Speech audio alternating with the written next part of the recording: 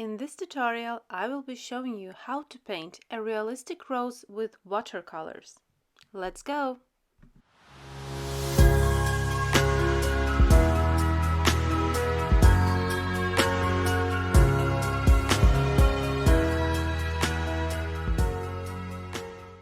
An outline drawing is done, which is available for download, and with an elastic eraser removing the excess amount of graphite off the paper.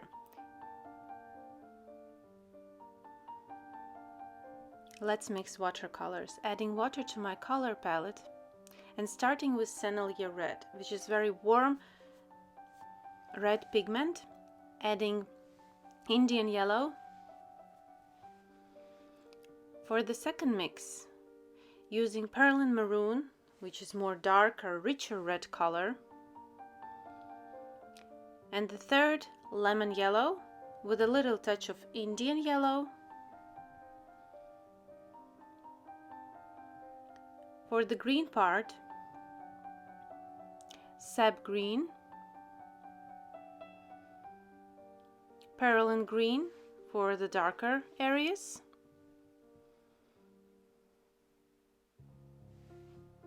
and lemon yellow for more yellowish greener mix. Now we can start painting. Be sure that your water is clean after mixing watercolors, starting with the first petal, painting one petal at a time, taking lemon yellow,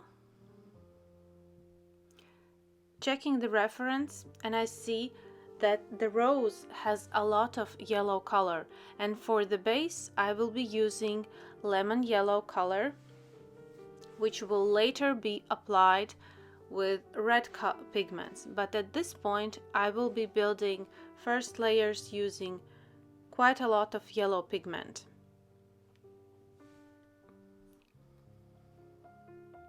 We also see that some petals have really yellow inner part closer to the center part and more reddish, even somewhere a little bit of pink on the outer edges. We will add permanent pink later to our color palette. Now taking a little bit of mix of Sennelier Red with Indian yellow and Perylene Maroon with round synthetic brush, while the surface is still a little bit wet, I'm adding this color mix to the area which is overlapping, a little bit curving, we can see in the reference, and is slightly darker.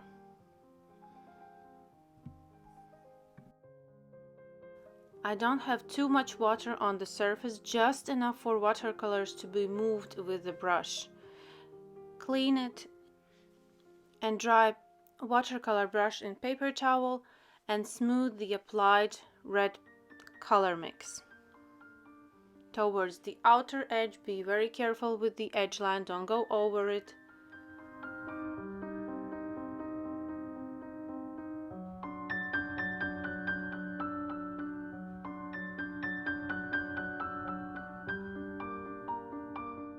Adding a little bit more of Perylene Maroon to the darker area, which is lower right side.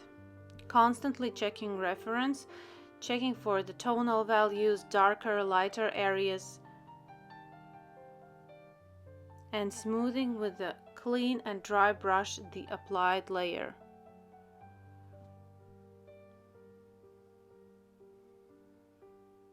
Adding more watercolors to the shadow area, we can see that. Constantly checking reference. It's so important to follow what you are doing. I'm not placing reference photo in the tutorial. I don't see how can you benefit from that and how can you see all those areas.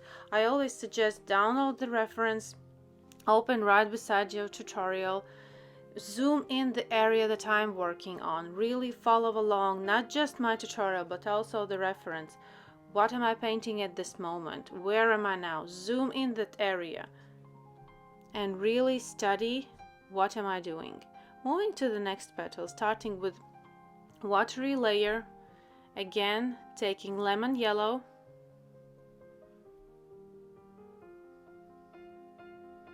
and carefully smooth watercolor layer towards the whole petal. And I'm not painting right beside just painted fresh petal, because I can disturb the petal which is just painted and still a little bit wet. That's why I'm going to the petal which is not connecting with the first one. Loading up the brush with darker watercolor mixes and starting by applying to the darker areas that I see on the reference. Rose petals are very beautifully curved, and that is creating different tonal values which we need to follow in order to make this rose look realistic and those petals look curved. For now, we are more thinking not about the right color or the intensity of the color. We are thinking of placing in the right places tonal values, leaving lights light and placing more color in the shadow area.